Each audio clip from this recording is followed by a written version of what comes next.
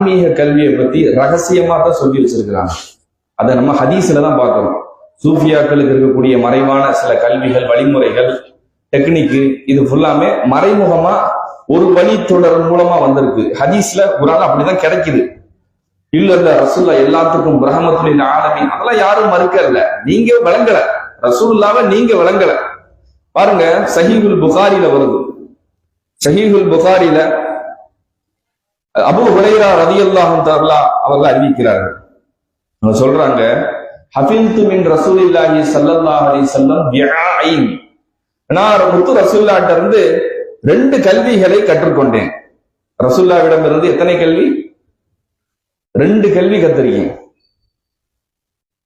ஃபஇம்மா அஹதுஹுமா ஃபபஸத்துஹு, அதில் ஒன்றை நான் வெளியே சொல்லிவிட்டேன். கிட்டத்தட்ட 4000 to 5000 ஹதீஸ் வரைக்கும் அதிகமா அறிவிக்கக்கூடிய சஹாபி யாருங்க? அபூ ஹுரைரா. அதிகமாக ஹதீஸை அறிவிக்கக்கூடிய நபித்தோட அபூ ஹுரைரா. இத்தனை ஹதீஸ் அறிவிச்சாங்க. சஹாபாக்கெல்லாம் சொன்னாங்களா, என்னாச்சு அபூ ஹுரைரா ரொம்ப ஹதீஸ் சொல்றாப்லே?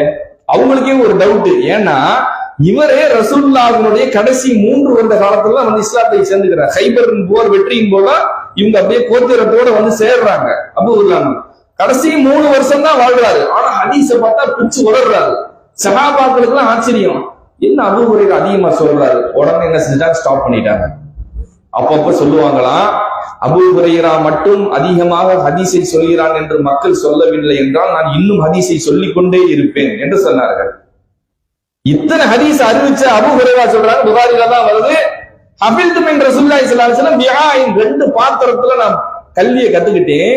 ஃபஇம்மா அஹதுஹுமா பஸத்துஹு, அத நான் ஒன்ன வெளியே சொல்லிட்டேன். வஅம்மல் ஆஹரு ஃபஇம் பஸத்துஹு, இன்னொரு கல்வி இருக்குது. எங்க வருது? புகாரில தான் வருது. ஃபஇம்மா ஒண்ணு இருக்குது, அத நான் சொன்னினா குதிய ஹாதல் புல்ஊம் சொல்றாங்க. குதிய ஹாதல் புல்ஊம், இந்த தொண்டை குழி வெட்டப்பட்டு விடும். இந்த ரகசியத்தை வெளியே சொன்னா என்ன ஆயிரும்?